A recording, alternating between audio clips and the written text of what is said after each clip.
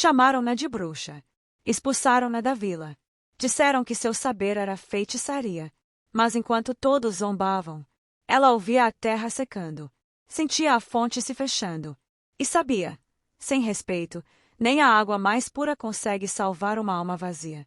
Esta é a história de Alzira, a parteira que foi esquecida. Até o dia em que a vila inteira ficou de joelhos, com a boca seca e o coração em silêncio, implorando por algo que só ela sabia como dar. Mas cuidado! Esta não é uma história sobre milagres. É sobre quem ainda sabe escutar. Quando o mundo inteiro escolheu gritar. Fique! Porque o que vem a seguir é para os que não têm medo do silêncio. Eu me lembro do exato momento em que soube que me chamariam de bruxa novamente.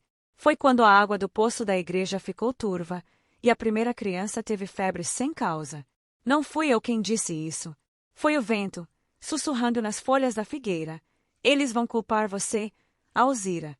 Sempre culpam quem sabe demais. Mas eu já estava cansada de fugir. Naquela manhã, acordei antes do sol, como faço desde os 12 anos, quando minha avó me ensinou que o mundo revela seus segredos só para quem o escuta antes que os homens acordem. Deslizei os pés descalços pela terra fria do chão da cabana, sentindo cada grão, cada raiz fina que insistia em crescer sob as tábuas. Fui até o canto onde guardo minhas ervas, losna, angico, boldo, arruda. Peguei um punhado de losna seca, esfreguei entre as mãos até o cheiro amargo encher meus pulmões. A losna não mente. Ela limpa o que está sujo, no corpo, no espírito, na terra. Lá fora, o céu estava cinza, sem nuvens, sem promessa de chuva. Mas eu sabia, a seca não era do céu. Era da alma da vila. Fazia 3 semanas que ninguém batia à minha porta. Nem as moças grávidas, nem as mães com filhos resfriados.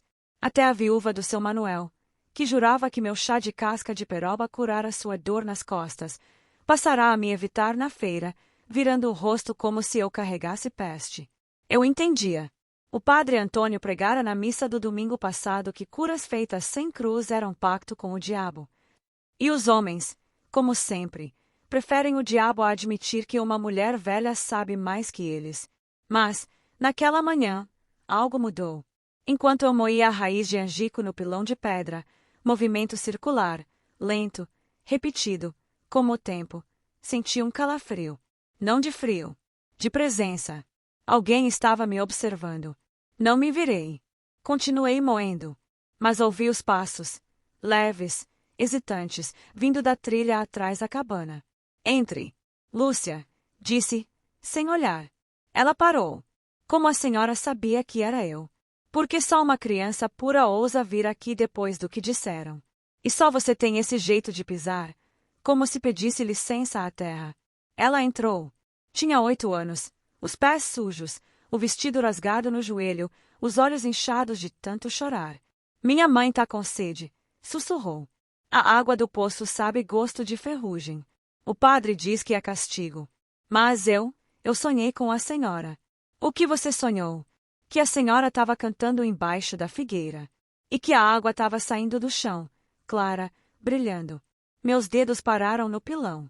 E mais, que a senhora disse: quem não respeita a fonte, não merece sua sede ser saciada. Engoli seco. Eu nunca dissera essas palavras. Mas eram minhas. Verdadeiras. Sente-se, menina. Ela se sentou no banquinho de madeira rachado, as mãos no colo, os olhos fixos em mim. Eles estão dizendo que a senhora fez a seca, que lançou o feitiço. E você acredita? Não. A resposta veio sem hesitar. Porque a senhora me trouxe ao mundo. E quando meu irmãozinho nasceu azul, foi a senhora que soprou o primeiro ar nos pulmões dele. Isso não é feitiço. É milagre. As lágrimas vieram. Não por mim. Por ela. Por saber que, mesmo em meio à escuridão, a verdade ainda encontra quem a reconhece. Beba isto. Preparei um chá fraco de losna e angico, coado em pano limpo. Ela bebeu, engasgando um pouco com o amargor. Agora, feche os olhos. Ela obedeceu. O que você sente? Um zumbido, no peito. Como abelha feliz. É a terra falando. Ela tá doente, Lúcia. E só abre a fonte para quem tá disposto a curar, não só beber. A senhora vai curar. Eu já tentei. Mas eles me expulsaram antes. Então eu vou com a senhora. Ela abriu os olhos, firmes. Se eles não deixarem a senhora voltar, eu levo a senhora de volta. Naquele momento, soube. Não era eu quem salvaria a vila. Era ela. E, pela primeira vez em anos, eu deixei de temer o que viria. Porque, com uma criança assim ao meu lado, até a fonte mais adormecida acorda. Lúcia não saiu da cabana naquela tarde. Ficou sentada no chão de terra batida, os joelhos dobrados sob o queixo, os olhos fixos na parede onde pendurei os restos do que sobrou, um pano de parto manchado, um colar de sementes de jatobá, e, no centro, o colar de ossos, pequenos, brancos, silenciosos. Ela não perguntou o que eram. Só estendeu a mão e tocou, com a ponta do dedo indicador, o mais pequeno deles. É de um bebê que não nasceu, eu disse, sem olhar. Ele doeu? Não. Mas a mãe, sim. Muito. Ela ficou quieta por um bom tempo. Depois, levantou-se, foi até a janela e apontou para o morro. A figueira tá chamando. Não era pergunta. Era fato. Senti também. Um zumbido baixo, vindo do chão, como se as raízes estivessem se mexendo debaixo da terra seca. Era a fonte, não gritando, mas suspirando, como quem espera há séculos por um sopro de respeito. Vamos, eu disse, levantando-me com esforço. Meus joelhos estalaram como graveto sob o pé. Peguei o pano vermelho com a losna, o colar de ossos, e uma faca de osso que meu avô usava para cortar o cordão umbilical dos nascidos sob lua cheia. Lúcia não perguntou para que era. Só seguiu. Subimos o morro devagar. Meus pés conheciam cada pedra, cada raiz exposta. Os dela, não, mas ela não reclamou quando espetou o dedo do pé em um espinho de juazeiro. Só chupou a gota de sangue e seguiu. Quando chegamos à figueira, o sol já se inclinava para o poente, lançando sombras longas que pareciam braços se estendendo para o chão. A árvore tinha o tronco grosso, retorcido, com uma fenda no centro, como uma boca fechada há muito tempo. Ela tá com sede também, disse Lúcia. Eu me ajoelhei. Coloquei a palma da mão sobre as raízes mais grossas, aquelas que formavam o círculo perfeito em torno do tronco. Estavam quentes, vivas. Você já ouviu o canto, menina? Só em sonho. Hoje, vai ouvir de verdade. Mas escute com o corpo, não com os ouvidos. O canto da fonte não entra pela cabeça. Entra pelo osso. Ela assentiu, sentando-se com as costas apoiadas no tronco, os olhos fechados. Então, cortei minha palma com a faca de osso, não fundo, mas o suficiente para o sangue brotar lento, escuro, quente. Deixei cair 3 gotas sobre a raiz central. E comecei a cantar. Não foi música. Foi respiração moldada em som, gutural, lenta, com vogais longas que vinham do fundo do abdômen, como se eu puxasse o ar da própria terra. Era o canto que minha avó me ensinou aos 7 anos, quando me levou pela primeira vez à fonte escondida. Quem canta com o coração partido, abre caminhos. Quem canta com o sangue, acorda o que dorme. Lúcia não se moveu, mas seu peito começou a subir e descer no mesmo ritmo do meu canto. E, no exato momento em que a 4ª gota de sangue tocou a raiz, a terra tremeu. Leve, quase imperceptível. Mas eu senti. E, um instante depois, uma gota d'água brotou do chão seco, clara, brilhante, com um cheiro de nascente verdadeira, de musgo molhado, de vida intacta. Lúcia abriu os olhos. Estendeu a mão. Tocou a água. Depois, levou aos lábios. Ah! Ela suspirou, como quem lembra de casa. É a mesma água do meu sonho. Mas então, algo mais aconteceu. O sino da igreja, lá embaixo, começou a badalar sozinho. 1 vez, 2, 3. Lúcia se virou para mim, os olhos arregalados. Eles ouviram. Eu sabia. O canto não era só para a fonte. Era um chamado. E, quando o sino responde, ninguém na vila consegue fingir que não ouviu. Se você chegou até aqui, se sentiu aquele aperto no peito quando Alzira cantou sob a figueira, ou se, por um instante, olhou pela janela procurando uma árvore com raízes que lembrassem algo esquecido. Sua alma já entendeu o que os olhos ainda tentam negar. E, Se essa história está tocando algo em você, não deixe passar. Dê um like agora, não para mim, mas para dizer ao mundo que histórias como essa merecem ser ouvidas. E se inscreva, porque no Velha Parteira não contamos só histórias. Despertamos quem ainda sabe escutar. Agora, respire e continue, porque o que vem a seguir é só para os que ficam. Eu ouvi os primeiros passos antes de vê-los. Não eram passos apressados, nem zangados. Eram hesitantes, arrastados, como de quem caminha em sonho acordado. Lúcia se levantou, os olhos fixos na trilha que descia o morro. Eles vêm, sussurrou. Eu sei, respondi, sem me mover. Meu sangue ainda escorria lentamente sobre a raiz, mas o canto havia parado. O que restava era o silêncio que respira, aquele que só os nascidos de parto caseiro conhecem. O primeiro a aparecer foi o moleiro. Tinha a camisa suja de farinha, os olhos vermelhos de tanto chorar, os lábios rachados como se tivesse lambido pedra. Parou a 10 passos da figueira, ofegante, as mãos nos joelhos. Água! Ele gemeu, não como pedido, mas como confissão. Tem água aqui, disse Lúcia, apontando para a gota que agora virara um pequeno filete, correndo em direção ao riacho seco. Mas o moleiro não se moveu. Por quê? Assim que tentou dar um passo à frente, seus pés travaram. Não por medo. Por barreira. Eu vi e senti. A terra não deixava. Depois veio a costureira, minha antiga amiga, a que eu salvara da febre pós-parto. Vinha com o vestido rasgado, descalça, os cabelos soltos. Ao ver Lúcia, caiu de joelhos e chorou. Minha filha, graças a Deus. Mas, quando tentou se aproximar, o filete de água recuou, sumindo de volta no chão. Ela não pode vir até você ainda, eu disse. A fonte só flui para quem está disposto a ficar em silêncio, não só a beber. Mais pessoas chegaram. O padeiro, com o forno apagado há dias. A viúva do seu Manuel, com as mãos tremendo. Até Tiago, o filho do ferreiro, que liderara os gritos de bruxa. Vinha com os olhos baixos, como se carregasse pedra no peito. Nenhum deles falou. Nenhum ousou. Porque, ao se aproximarem, sentiram, não com os olhos, com o osso, sentiram que aquela água não era comum, que não saciava só a garganta, mas a alma. E, para beber dela, era preciso entregar algo em troca, orgulho, mentira, medo. O ferreiro Olívio foi o último a chegar. Vinha com a tocha apagada na mão, o rosto duro, mas os olhos molhados. Alzira, chamou, com a voz trêmula. Eu tô aqui, Olívio. A vila tá morrendo. Não é a vila que tá morrendo. É a memória dela. Vocês esqueceram como escutar a terra. Ele baixou a tocha. O que a gente precisa fazer? Nada. Só parar de falar. E começar a ouvir. Nesse instante, Lúcia levantou-se e caminhou até o meio do círculo formado pelas pessoas. A água tá cantando, disse, com uma calma que não era de criança.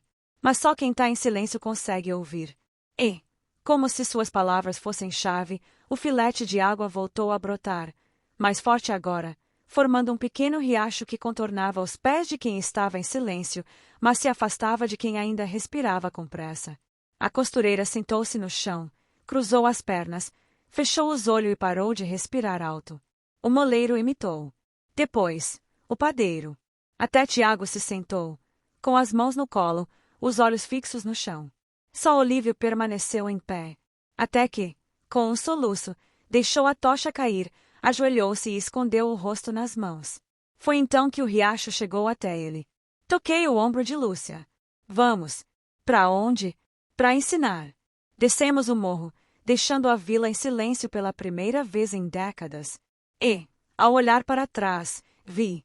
Ninguém bebeu ainda. Mas todos estavam prontos para aprender. Porque a verdadeira sede nunca foi de água, foi de sentido. Depois que deixamos a vila em silêncio no sopé do morro, levei Lúcia para o lado oposto, onde o penhasco mergulha na mata fechada, e só os que nasceram com o sangue da terra sabem o caminho. Ela não perguntou aonde íamos. Só seguiu, os pés descalços afundando na terra úmida, os olhos atentos a cada folha que se movia. Aqui, eu disse, parando diante de uma parede de pedra coberta de samambaia grossa. Lúcia tocou a folhagem. Tem uma porta. Não é porta. É boca.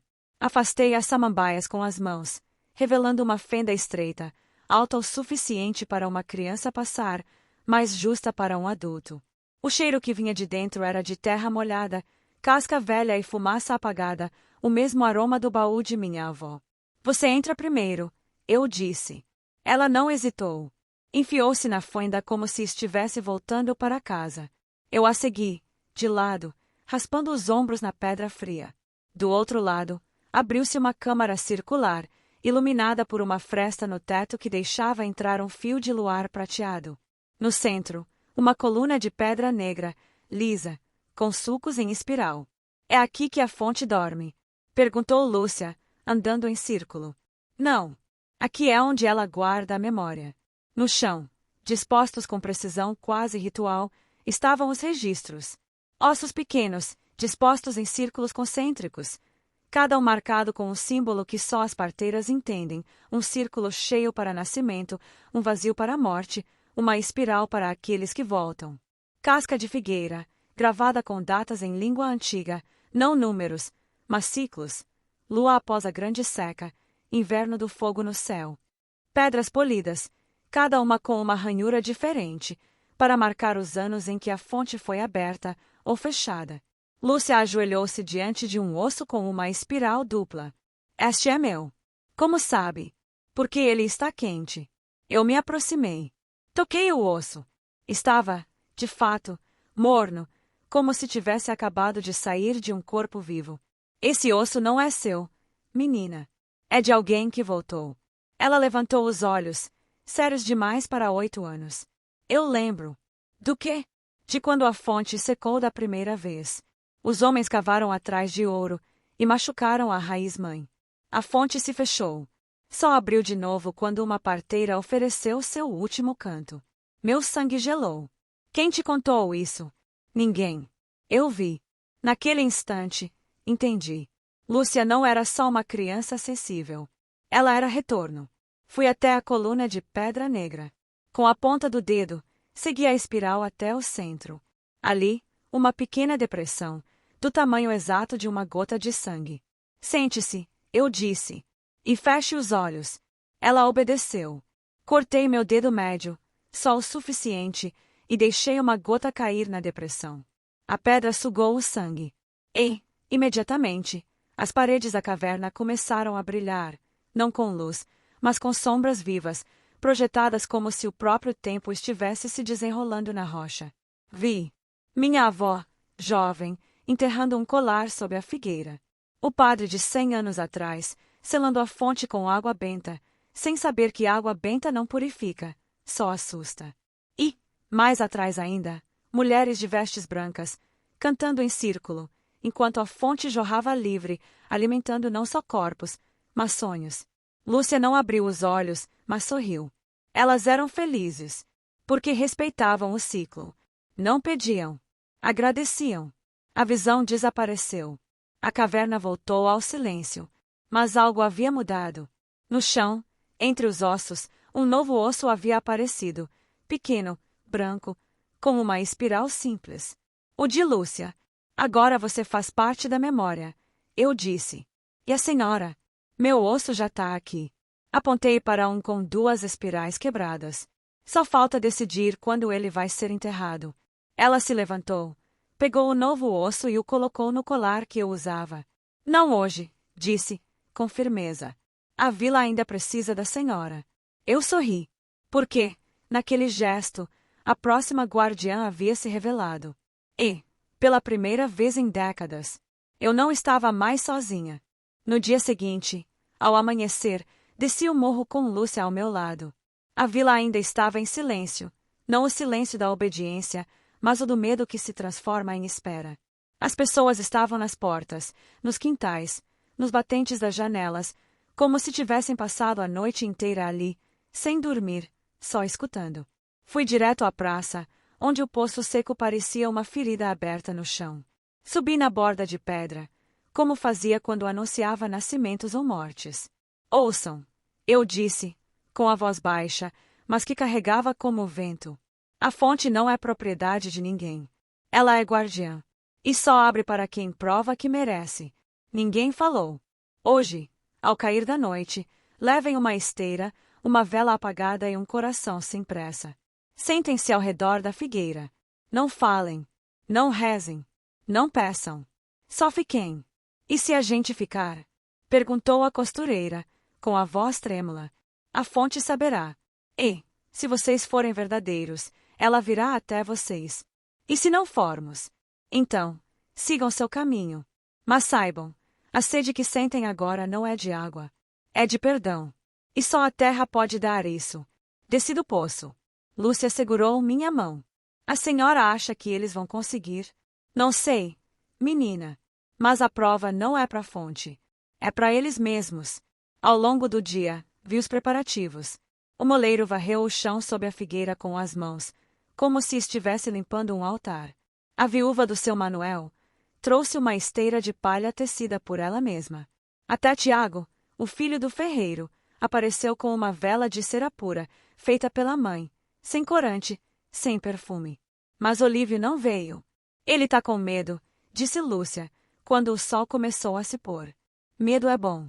Significa que ele sabe que não pode enganar a terra. Às 18 horas em ponto, todos estavam sentados em círculo ao redor da figueira. 27 almas, crianças, mulheres, homens, velhos. Nenhum com tocha acesa. Nenhum com palavra na boca. Sentei-me à margem, com Lúcia. Vamos observar. Vamos. A noite caiu lenta. O primeiro a quebrar foi o padeiro. Às 20 horas, ele tossiu. Nada aconteceu. Mas, às 21 horas, quando o vento trouxe o cheiro de terra molhada, um cheiro que não podia existir na seca, ele se levantou, murmurou "não aguento mais", e desceu o morro correndo. A fonte não apareceu para ele. À meia-noite, a viúva do seu Manuel começou a chorar. Silenciosamente, mas as lágrimas caíam no chão. E, no exato lugar onde caíram, brocou uma pequena flor azul, rara, que só nasce perto de nascentes. Ela não se moveu. Ficou até o fim. Tiago adormeceu. Mas seu corpo não saiu do círculo. E, quando sonhou alto, um gemido suave, o riacho invisível passou por seus pés, como se aceitasse seu sono como oferenda. A costureira rezou em silêncio, movendo os lábios. A fonte não veio até ela. Mas, quando, por volta das 4 horas, ela parou de rezar e só ficou, com os olhos abertos para as estrelas, a água brotou aos seus pés. Ao amanhecer, só restavam 11 pessoas no círculo. Entre elas, Tiago, a viúva, a costureira e Olívio. Ele chegará às 3 horas, suado, trêmulo, sem esteira, sem vela, só com as mãos vazias e os olhos cheios d'água. Sentou-se na terra nua, sem dizer nada. E ficou. Quando o sol tocou o cume do morro, o riacho prateado apareceu para todos os que permaneceram. Não era muito. Só um fio. Mas era verdadeiro. Lúcia se levantou e caminhou até Olívio. Beba, disse, oferecendo a concha das mãos cheia d'água. Ele olhou para mim. Eu não mereço. Ninguém merece, eu respondi. Só quem está disposto a tentar de novo. Ele bebeu. E, ao engolir, chorou como criança. Naquele momento, soube. A vila não estava salva. Mas tinha uma chance. E, às vezes, só uma chance é o que a terra pede. Foram os cães que avisaram primeiro. Não uivaram. Rosnaram, baixo, fundo, como se sentissem o cheiro de algo que não pertencia à terra. Foi no terceiro dia após a prova da figueira. A vila ainda caminhava em ponta de pé, como quem teme quebrar um encanto. As 11 pessoas que beberam da fonte tinham começado a ensinar os outros como plantar em meia-lua, como colher raízes sem matar a planta, como ouvir o vento antes de falar. Até o padre Antônio parara de pregar contra a feitiçaria e passará a dizer: há mistérios que a fé não explica, só respeita. Foi nessa calma frágil que os forasteiros chegaram. 3 homens. 2 carros pretos, brilhantes, com rodas grossas demais para a estrada de terra. Roupas de tecido liso, sem remendo, sem suor. E cheiro de perfume caro misturado com gasolina, um cheiro que a mata repele. Pararam na praça, onde o poço ainda estava seco. Desceu um homem alto, de óculos escuros, mesmo com o sol atrás das nuvens.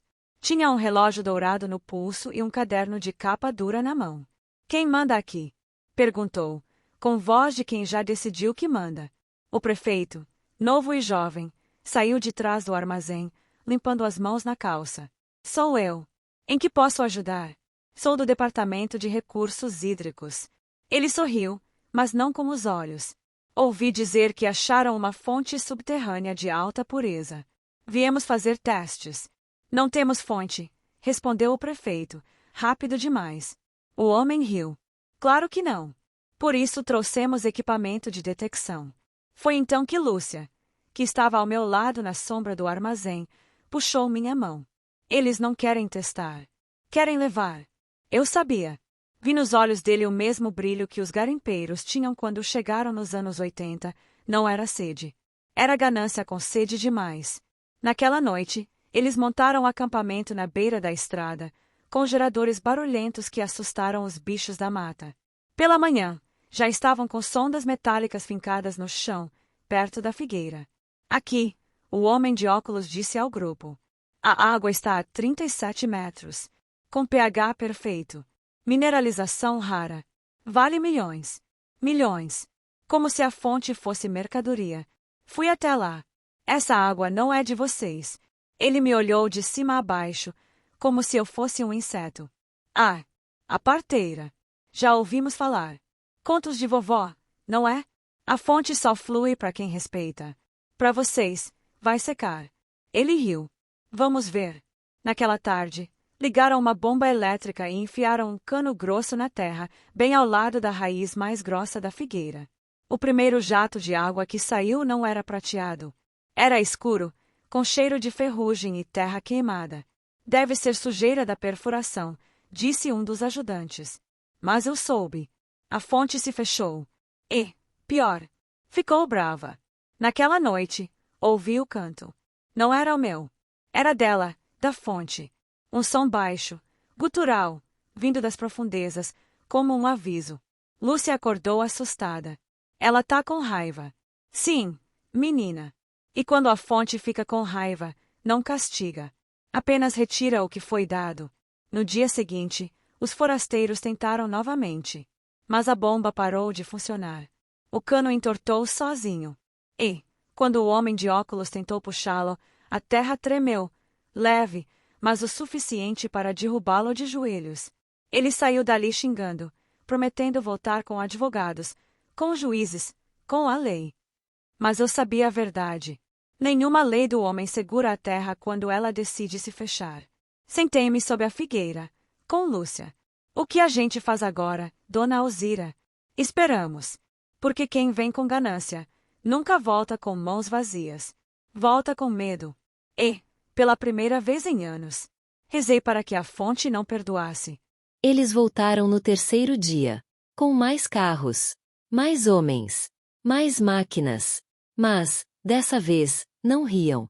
O homem de óculos escuros veio com o rosto pálido, os olhos fundos, como se não tivesse dormido desde que a terra o derrubou. Trazia um galão de plástico transparente na mão, e, dentro dele, a água que tinham tirado da sonda. Está envenenada, disse, jogando o galão no chão. A água que escorreu não era límpida.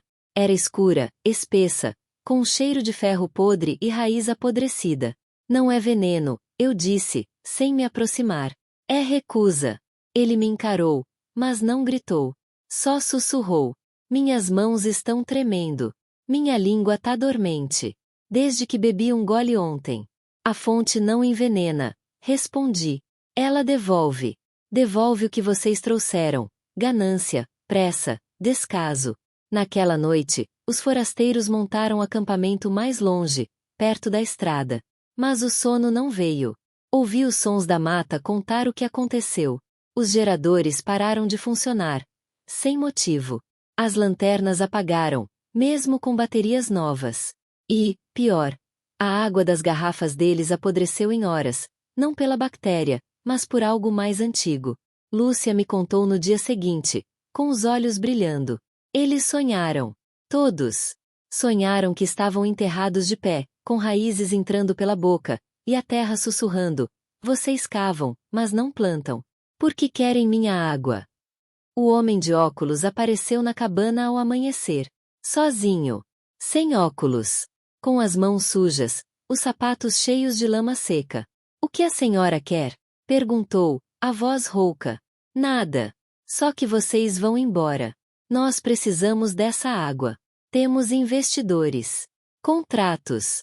Então bebam da lama que cavaram. Ele caiu de joelhos. Não por teatro. Por exaustão. Minha filha, tá doente. Disseram que só essa água cura. Foi a primeira vez que vi verdade nos olhos dele. Mostre-me, eu disse. Ele tirou do bolso uma foto. Uma menina de uns 10 anos, pálida, com olhos grandes demais para o rosto. Leucemia. Os médicos disseram que a mineralização rara dessa água. Essa água não cura quem a quer como posse. Interrompi. Só cura quem vem com as mãos vazias. O que eu faço? Volte para casa. Cuide dela. E, se você vier de novo, venha sozinho. Sem máquinas. Sem promessas. Só com o coração aberto. Ele chorou. Não escondeu. Naquela tarde, os carros pretos partiram, levantando poeira vermelha. Mas, antes de ir, o homem deixou algo sob a figueira. Um relógio de ouro. O mesmo que usava no pulso. Lúcia foi pegar. Ele não precisa mais contar o tempo. Eu disse. Agora, ele sabe que há tempo que a terra decide. Naquela noite, a fonte voltou a cantar. Baixo. Feliz. Porque, às vezes, nem os gananciosos são completamente perdidos. Só precisam de um lembrete. A terra não se vende. Ela se respeita. Lúcia acordou 3 noites depois, suada, os olhos arregalados, mas não de medo. Ela veio, sussurrou, agarrando minha mão com força. Quem, menina? A filha do homem do relógio. Estávamos na cabana, a fogueira quase apagada, só brasas vermelhas pulsando no chão. A noite estava quente, mas Lúcia tremia. Como ela era? Tinha os olhos da água da fonte. Claros, mas com brilho de lua. Tava de camisola branca, descalça. Disse que já bebeu da água, só que não com o corpo, com a alma. O que ela queria? Disse que tá melhorando. Que, quando o pai deixou o relógio, a fonte aceitou o gesto. E que, se a vila não tiver medo, a cura pode ir além do morro. Senti um frio subir pela espinha. Não era medo. Era reconhecimento. Ela deu um nome, Isabela. E disse para dizer à senhora, a água não tem dono. Só tem guardiões. Fiquei em silêncio por um bom tempo. Olhei para o colar de ossos no canto da parede. Um deles, pequeno, com espiral simples, estava morno. Ela não veio em sonho, Lúcia. Ela veio em visita. Naquela manhã, levei Lúcia até a caverna. Abri o baú de cedro, o mesmo que quase queimei na noite em que me expulsaram, e tirei dele uma cabaça seca, gravada com símbolos de cura. Lave isso no riacho da fonte, ordenei. Mas não use as mãos. Use só o canto da veste. Ela obedeceu. Enquanto isso, preparei uma pasta de losna, angico e raiz de jatobá, não para curar corpo, mas para abrir caminho entre os mundos. Passei um pouco nas têmporas dela, um pouco nas minhas. O que vamos fazer? Vamos responder. Sentamo-nos na coluna de pedra negra. Eu segurei a cabaça. Ela, minha mão. Feche os olhos. E lembre do rosto dela. Ela obedeceu. Cantei o canto baixo, não o da fonte, mas o canto das mensagens, que minha avó usava para falar com os que estavam longe. No meio do canto, Lúcia sorriu. Ela tá ouvindo. Diga a ela. A fonte aceita. Mas o caminho é estreito. Só passa quem deixa a ganância do lado de fora. Lúcia repetiu. E, no silêncio que se seguiu, ouvi uma voz, não com os ouvidos, mas com o osso. Diga à parteira, eu entendi. Quando abrimos os olhos, a cabaça estava cheia de água. Clara. Prateada. Com o mesmo cheiro de nascente verdadeira. É para ela? É. Mas não podíamos mandar. Ainda não. Por quê? Porque a água da fonte não viaja sozinha. Precisa de quem carregue com respeito. Naquela tarde, vi o que precisava ser feito. Fui até a vila. Chamei a costureira, a viúva, Tiago e mais 3 das que passaram na prova do silêncio. Precisamos de um cinto de couro, fino, sem ornamentos. De um pano de linho, tecido por mãos que nunca mentiram. E de uma promessa, que quem levar essa água não a venderá, não a mostrará, só a entregará nas mãos da doente. Eles fizeram. Na noite seguinte, envolvi a cabaça no linho, amarrei com cinto, e pendurei no pescoço de Lúcia. Você vai levar? Eu. Não. Mas quem levar será guiado por você. Porque a fonte escolhe o mensageiro. E, hoje, escolheu seu coração. Na manhã seguinte, o homem do relógio voltou. Sozinho. A pé. Com os pés sangrando, os olhos cheios de esperança, mas sem ousadia. Ouvi dizer que ela tá com a água, eu disse, apontando para Lúcia. Ele se ajoelhou. Lúcia se aproximou, colocou a cabaça em suas mãos. Beba um gole aqui, disse, para provar que é verdade. Ele bebeu. E chorou. É igual ao sonho dela. Leve. E diga a Isabela, a fonte lembra de você. Ele partiu ao entardecer. E, naquela noite, a fonte cantou mais alto que nunca. Porque, pela primeira vez em séculos, ela sabia que não estava mais escondida. Estava sendo partilhada. A carta chegou 6 semanas depois, trazida por um menino da cidade que vende rapadura na feira. Era um envelope simples, sem selo caro, sem logotipo de hospital. Só meu nome, escrito com letra fina, feminina, mas firme. Alzira, parteira da fonte de São Roque. Lúcia trouxe correndo até a cabana, ofegante, os olhos brilhando. É dela. Da Isabela. Abri devagar. Dentro, uma folha de papel e uma semente.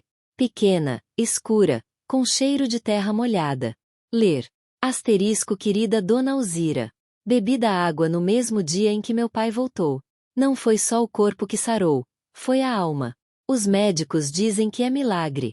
Eu sei que é memória. Desde então, ouço o canto da fonte em meus sonhos. Vejo a figueira, vejo Lúcia, vejo a senhora. E, há 3 noites, sonhei com uma árvore nova brotando no quintal da minha casa, com raízes azuladas e folhas em espiral. O outono chegou mais cedo naquele ano. As folhas da figueira caíram em espirais perfeitas, como se a própria árvore desenhasse o caminho para dentro da terra. Eu sentia o corpo pesado, não de doença, de missão cumprida. Lúcia já não precisava de mim como guia. Ela ouvia o que a fonte dizia antes mesmo que o vento trouxesse o som. Na caverna, era ela quem agora tocava a coluna de pedra e fazia as paredes brilharem. Nas noites de lua cheia, era ela quem cantava, com uma voz que não era só dela, mas de todas as parteiras que vieram antes. A senhora vai embora? Perguntou, certa manhã, enquanto enterrávamos uma nova semente que chegará num envelope sem remetente. Não vou embora, menina. Volto. Ela entendeu. Na véspera do dia de finados, preparei tudo. Lavei o colar de ossos com água da fonte. Teci uma veste nova com linho da viúva do seu Manuel. E, ao entardecer, desci o morro pela última vez. A vila inteira estava na praça. Não com tochas. Não com medo. Com silêncio. Até o padre Antônio veio, com as mãos vazias, os olhos baixos. Obrigado, Alzira, disse, sem mais. Cuide da memória, respondi. A água é da terra. A memória é de vocês. Subi o morro com Lúcia. No alto, sob a figueira, cavei um buraco. Não grande. Só o suficiente para uma semente e um coração. Tirei o colar de ossos do pescoço e o entreguei a Lúcia. Agora é seu. E a senhora? Meu osso já está marcado na caverna. Hoje, ele volta para a terra. Sentei-me no chão, encostada no tronco da figueira. Lúcia se ajoelhou diante de mim, as mãos sobre as minhas. Cante comigo, eu disse. E, juntas, entoamos o canto da partida, não triste, mas grato, como o último suspiro de uma mãe que vê os filhos seguros. Enquanto cantávamos, a fonte subiu, não como riacho, como névoa prateada, envolvendo meus pés, minhas mãos, meu rosto. Senti o sangue ficar mais lento. Senti as raízes tocarem minhas costas. Senti a terra abrir os braços. Não chore, Lúcia. Eu não morro. Torno-me raiz. E, no exato momento em que minha respiração se fundiu com o vento, a figueira brotou uma nova folha. mesmo sendo outono. Lá embaixo, na vila, ninguém viu. Mas todos sentiram. O sino da igreja tocou sozinho. O poço seco soltou um suspiro. E as crianças, todas, pararam de brincar e olharam para o morro. Como se soubessem que alguém novo havia nascido na terra. Lúcia desceu ao amanhecer. Usava o colar de ossos. Tinha os olhos mais profundos. E, na palma da mão, uma folha da figueira que não murchava. Ela tá viva, disse a vila. E agora, fala por todos nós. Anos depois, contam que, em noites de lua cheia, quem sobe o morro ouve dois cantos. Um mais grave, vindo da terra, e outro mais leve, vindo das folhas. Dizem que é Alzira e Lúcia, ensinando as raízes, o caminho de volta, para a água verdadeira. Mas eu não sou Alzira. Sou a parteira que voltou. E, enquanto houver uma criança que conte as rachaduras no chão, eu estarei aqui. Não em nome, mas em silêncio que cura. Porque a verdadeira fonte nunca foi debaixo da terra. Ela sempre esteve em quem sabe esperar.